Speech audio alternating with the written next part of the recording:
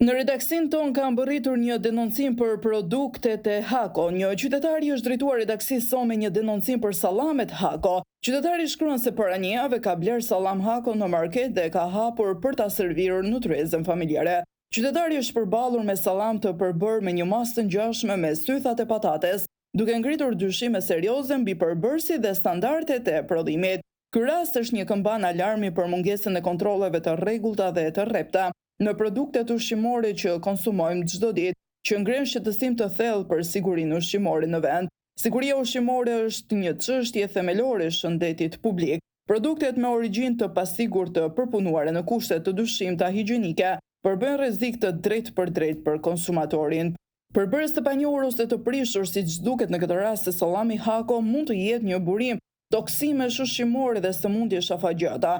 Rasti në fjalë me sallamin Hako hedh dritë mbi domosdoshmërinë e forcimit të inspektimeve nga ana e autoritetit kombëtar të ushqimit. Konsumatorët kanë të drejtën të dinë se çfarë po fusin në trupin e tyre dhe të mbrohen nga produkte që nuk përmbushin standardet bazë të sigurisë.